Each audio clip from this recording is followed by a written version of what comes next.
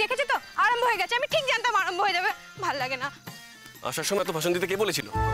ভাষণ না দিলে ঠিক 1 ঘন্টা সেভ হতো, তাহলে আমরা প্রথম থেকে দেখতে পারতাম। ও এখন খুব বড় বড় কথা বলা হচ্ছে না? আচ্ছা আমি না আসলে তুমি একা একা আসতে পারতে। নদী পার হতে কি করে শুনি? ভেলভেলেটা কোথাকার? এই তুমি আমাকে আবার ভেলভেলেটা বলছো? তো বলবোই তো। ভেলভেলেটা কি? ভেলভেলেটা বলবো না তার কি বলবো? হ্যাঁ এই ছেলেটা ভেলভেলেটা আমাদের পাড়ায় যাবি, 4 আনা পয়সা দেবো, মুরগি কিনে খাবি।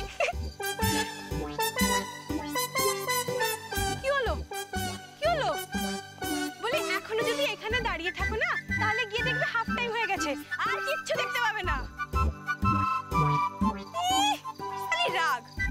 আগে গেলে বাঘে খায়, সে কথাও কি জানো না?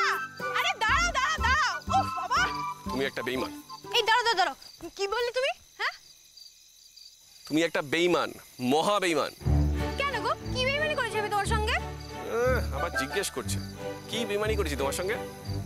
বেশ, আমি যখন বেইমানি করেছি তখন আমি তোমার সঙ্গে যাবো না। তুমি একাই যাও, যাও যাও।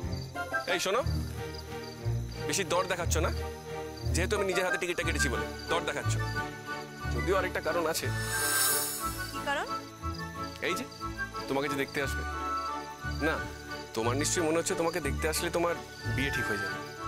আরে লাখ কথা ছাড়া বিয়ে হয় না, আর তোমার তো একটা কথা শুরু হয়নি।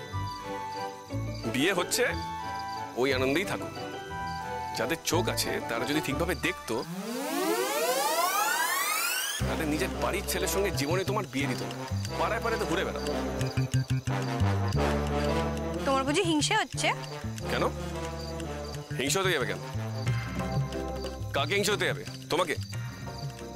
বারে এই যে আমার বিয়ের সম্বন্ধ ঠিক হচ্ছে, তোমারও নিশ্চয়ই মনে হচ্ছে আহা আমারটা যে কবে হবে।